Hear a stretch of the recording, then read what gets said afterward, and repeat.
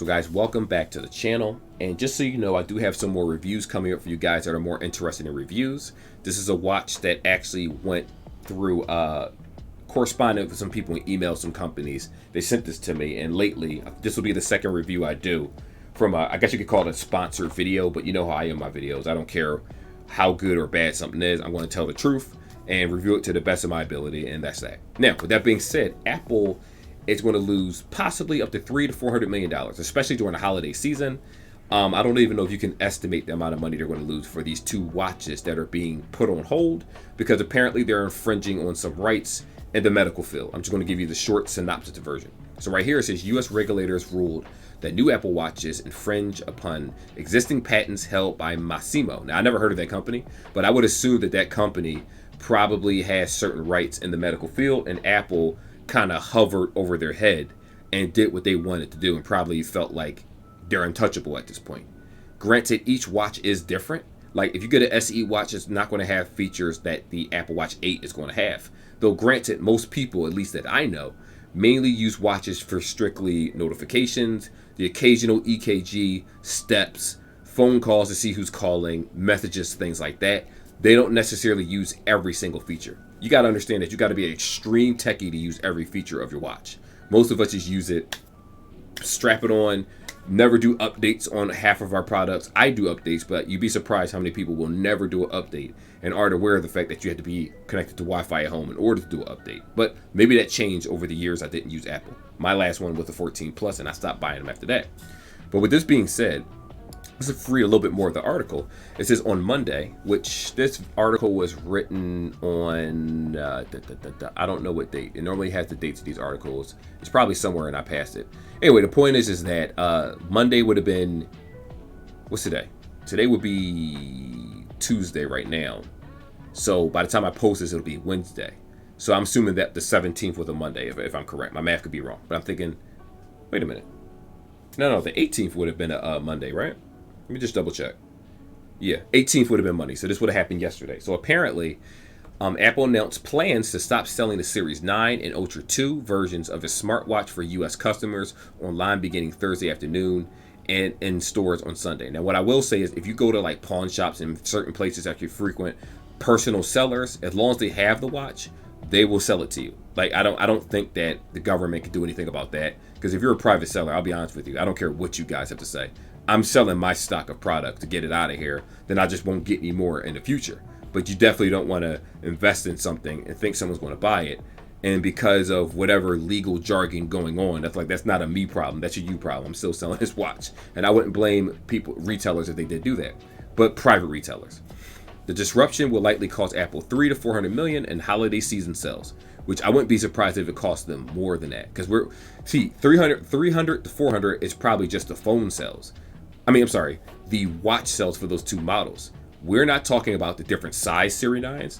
We're not talking about the different bands that go with the accessories and different pieces and attachment and cases and tempered glass and all that stuff. They're probably losing a lot more money than that.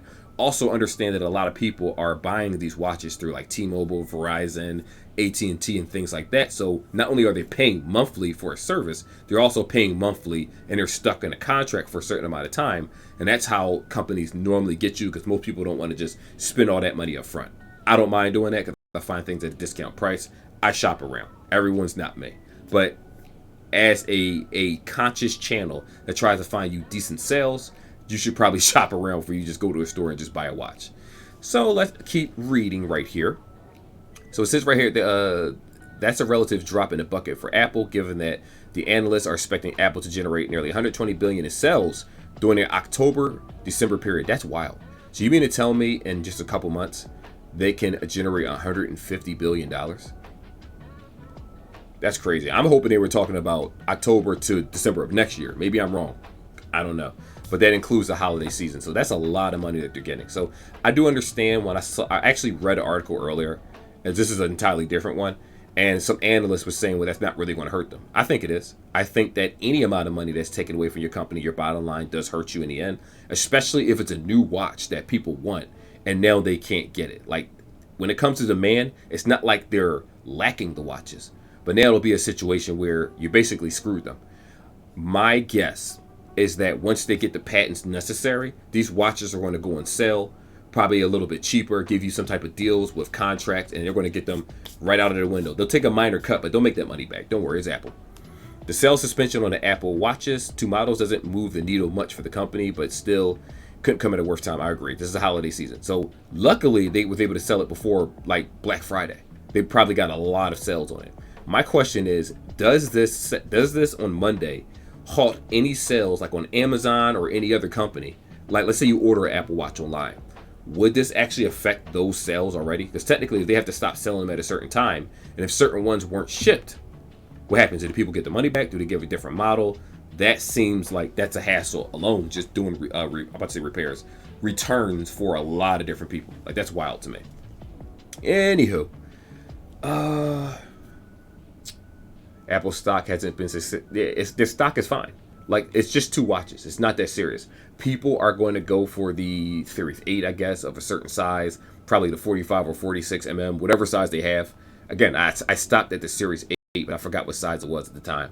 I have one in a drawer somewhere. It's been like a half a year since I used it, so it's just sitting in a drawer reset. It says Apple's patent dispute has reached the White House. Yes, that's not surprising. Apple's move to halt sales of its new smartwatches, blah, blah, blah, yada, yada, yada.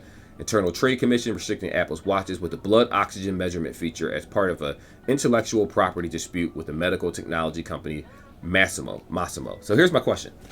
Let's say Apple decided to do an update to all their watches that removed that feature or blocked it. I mean, they're a software company. They should be able to do that.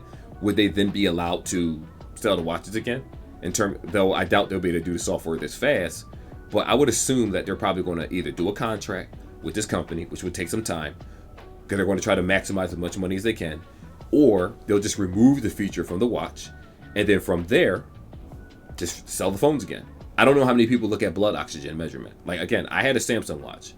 The last Apple Watch I had was the Ultra and the Series 8 because I do reviews, although I didn't review either one of those.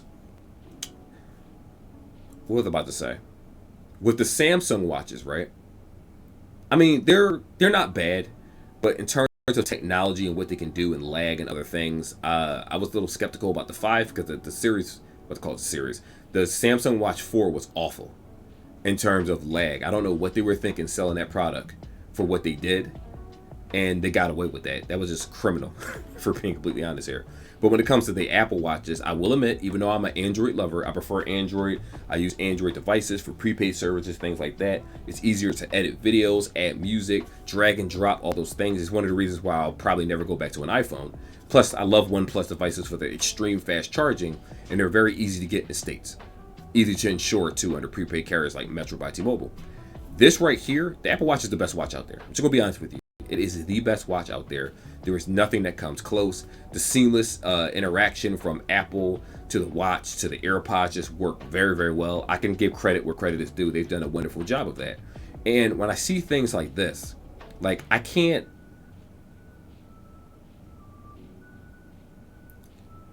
not even sure how to articulate what I was about to say. Let me just read more of the article and I'll see if it comes back to me.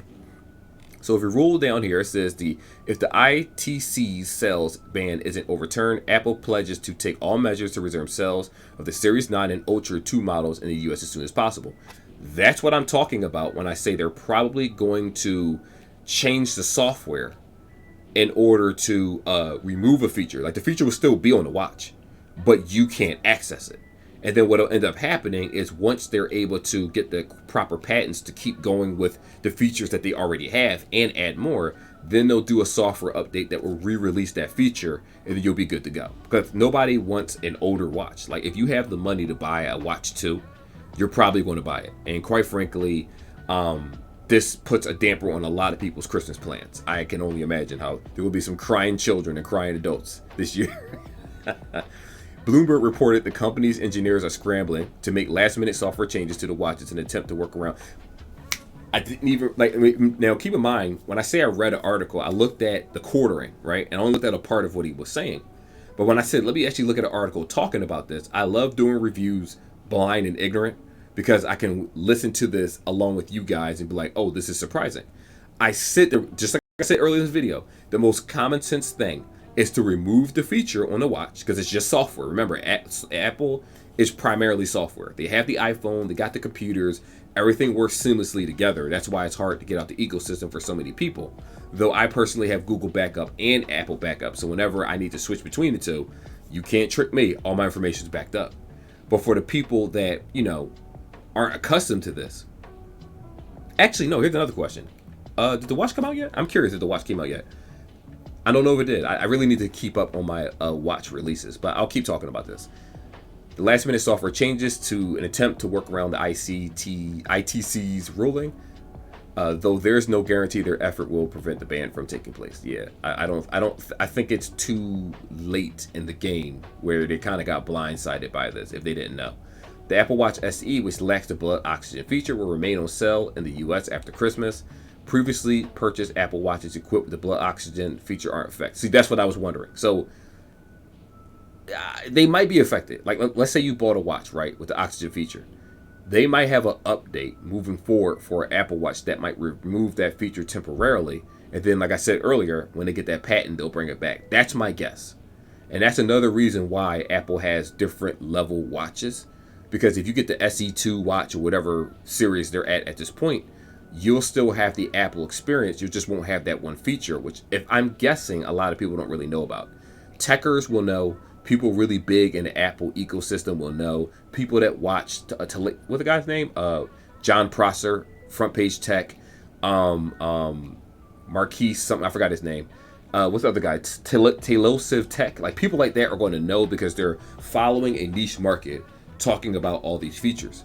While the average person like me that does reviews, I do speak about these when I get certain products, but I know that that's not the primary concern of why people follow my channel. Some prefer that. Others just want to know, does it work for everyday needs? And if I want more information, I'll just ask about it. You know what I mean? Or they'll look up that information separately so they can be better informed. This isn't the first patent roadblock that Apple Watch has run into. Increasingly morphed into a health management device, and that's the problem. Now that they're infringing on the medical field don't play. They're in a situation where it's like, listen, we do this for a living. We rip people off for a living. We don't want you guys out here giving people accurate blood oxygen assessments when we could tell them to come to the hospital and charge them $2,000 to sit on the bed. Like, they want to do it manually themselves. They want to sell you the blood pressure machines. They want to do all that stuff themselves so they don't go out of business and overcharge you 40 to 60 times for that one product that you can probably order yourself for cheaper or just get in an Apple store. And it's like, it shows me. Like, at one point, if you guys remember, I knew this was going downhill when Apple had the feature where, let's say it checked your blood sugar or something like that, and it's like, oh, you fat, time to go to the hospital. And then some people went to the hospital and found out they had a stroke or certain things was going on with them, or it came across certain health issues. That's not what the medical industry wants. They're probably going to get as many patents as they can to stop Apple from basically taking over. I wouldn't be surprised if more people is using Apple Watches than calling their doctor. Just being honest, because which one's more accurate? Calling your doctor over the phone and doing a video call because of COVID, or using your watch that is actively tracking your blood sugar, your glucose levels, or whatever the hell else the watch does. In addition, you could check it multiple times to make sure that it's good. Like, I always check my heart rate when I'm walking for my watches. I always make sure that I'm good. I check the steps. I do this. I do that. When it tells me to get up, I listen to it a lot of the times because I'm like, I'm sitting down for too long. It became like a second part of my life where I actually feel naked without my watch. Obviously, I don't need it, but it is very, very convenient. And again, this is coming from a guy that's using a Samsung watch that technologically isn't even close to an Apple Watch, and I like them both. But anyhow, this is really about patents. That's all it really is. It says right here, Apple Watch sells yet because another regulatory body has ruled that AliveCore's technology isn't patentable. The legal tussle on that issue is still ongoing. Makes sense. If it's not patentable, it's because you guys are trying to keep the patent for it so that you can, again, in the medical field, charge certain people, medical industries, and different things to use your technology for like probably a rental price or whatever. You're trying to hold on to the monopoly. I get it. I understand. Everything's about money at the end of the day. But anyway, the patent headaches facing Apple as it tries to infuse more medical technology into its watch models make it increasingly likely the company will either have to start working out licensing deals or simply acquire startups specialized in a field. I agree with that. So what they're going to have been doing, I'm stuttering. What am I talking about? What they're going to have to end up doing is probably just doing private business. Let's say someone creates a new thing. Apple would be like, oh, before you sell this patent to someone else, how about you make a deal with us? And then they'll be in a situation where they're just branching out to different stuff. They're in the medical field, they're in the health field, they're in the software field, they're in the hardware field. Apple is doing a lot. I wouldn't be surprised if they start making a car. They got this crappy 3D headset coming out that costs more than people's homes. Some cars, it's ridiculous. But they are branching out. And like I said, software is what matters. Hardware is cool too, but hardware can only do so much if you have shit software to accompany it. Kind of like Samsung devices or OnePlus devices. I like the software, but I do understand the faults in it, right? Like it's a lack of security. And again, I have nothing on my phone that's worth really securing, if we're being honest here. But it doesn't change the fact that you can see the difference between Android users and Apple users, and who has less control over what it is that they can actually do. But teach your own. At the end of the day, like I said, Apple's going to do an update. They're going to take care of this problem. They might not be able to do it before the holiday season, because it's literally, by the time I post this video, it'll probably be the 20th, a Wednesday. So they'll probably won't get it done during the holiday season, but they will get it done toward the new year. And a lot of people that weren't able to order the watch, they're just going to order it later. And Apple 9 times out of 10 is probably going to give you some type of deal for ordering the watch, for like maybe $50 off, $100 off. You never know. And they'll make their money back. I'm not worried about that. Personally, it doesn't affect me in the slightest, but it's also not surprising at all. But anyway, hopefully if you guys enjoyed this type of video, let me know in the comment section, and we'll talk more about just tech in general. Till then, be safe, take care, and I'll see you guys in the next video.